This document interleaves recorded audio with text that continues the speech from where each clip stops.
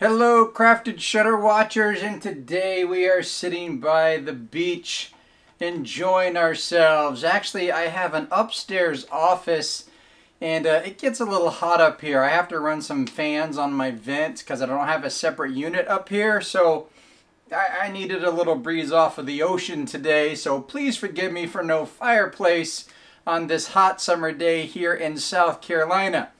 Now, as you saw by the title of the video, what is quality content? And a lot of people get stuck on the fact of what camera they're shooting with. And so they think the more expensive the camera, the better quality the content.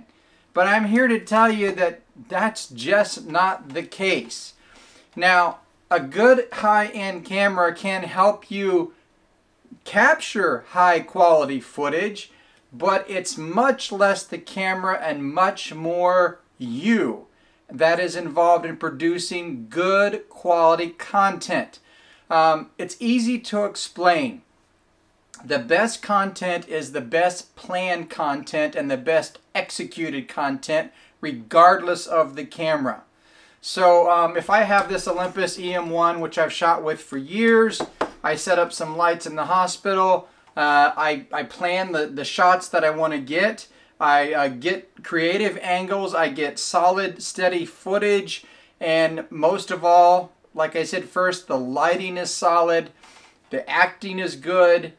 Then the guy with a red camera that didn't plan anything at all, that just runs in with his camera and thinks he's got a great shot because he has a red camera and then runs out the door, well, I'm going to capture better footage than he is.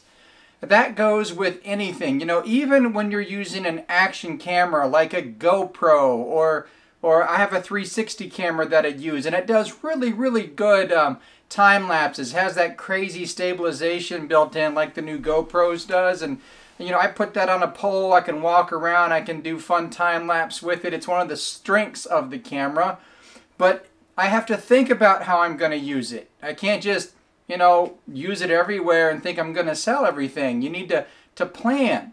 And a lot of people, you know, they just don't want to think about it. You know, I see still a lot of nature shots, and that's absolutely fine, but I just edited some footage off of Big Sur, California on Highway 1. Anthony, I've talked to him about in the black box. I curate for him. Man, the footage is stunning. I mean, it's just beautiful sunrise shots and along the coast, and you know, that's going to stand out and make money over time. And that's going to future-proof you more than anything else. So when I say quality of content, it's content that you've thought about. Let's just say you really want to go out and shoot flowers. Well, why don't you go out and shoot flowers when it's raining? Why don't you get a camera that can shoot them in the rain instead of just in the sunshine? Pick a different angle. Wait for the sunrise and get the time lapse, the sun coming up on a flower, and just focus on that and focus on some detail shots and some background shots. It's this kind of thinking that's actually going to help you make a lot more money. And that is really quality content. So when you understand the limitations of your camera, when you really focus on the subjects that you want to shoot, when you really focus on hiring models, when you start really thinking commercially, that is where you're going to make the money long before you're shooting with any red camera that's going to make you money. So if you've got a Canon 70D or you got a GH5 or Olympus EM1 or, you know, a no-name camera for video, and I made thousands of dollars of shooting clips with this camera, the reason I bought it was for the in-body image stabilization. That literally, it's like the GH5. If you like to shoot free and move and practice, you can nail some fantastic shots with that technology. So, you know, I still love it and still use it.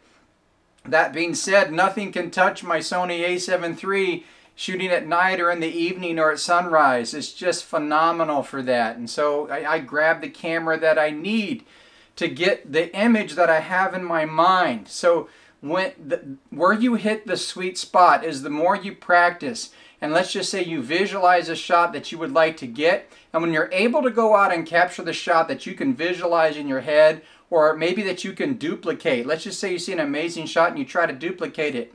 Not to copy and put it on stock, but to enhance your skills.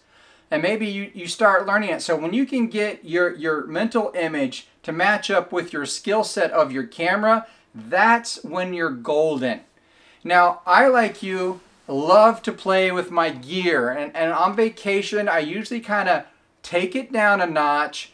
I play with my cameras and I put them out there. And at the end of this video, in just a couple minutes, I'm going to run some clips of what I did over vacation while I was in Canada. Some of the footage that I shot. And they're just, you know, 3 or 4 segments of 1 minute or so clips. You can get an idea of me playing with my camera. This isn't me sitting down and having a vision. This is just me on vacation deciding to incorporate some stock into what I'm doing already. So there is certainly time for that. But the way the market's going, as competitive as it is, you've got to get to where your skill set can match your eyes and your vision, and then implement that well, and in order to get to the top. Hey, if you haven't subscribed to this channel, I encourage you to do so. Ring that bell. Get involved in the community. Check out my community tab. I treat it like an Instagram feed because, friends, I just don't have time to feed Instagram as well. My focus is making this the best channel it can be for the creators out there. That's in photo and video. And that's in stock, and that's in doing commercial work and everything else involved. So this is the place where I want you to come, share your experiences with me, and I'll do my best to help you. So let's go ahead and watch some clips now of what my vacation was like in Canada this past couple weeks. I just got home less than a week ago. Here we go, and enjoy this. I'll see you in the next video.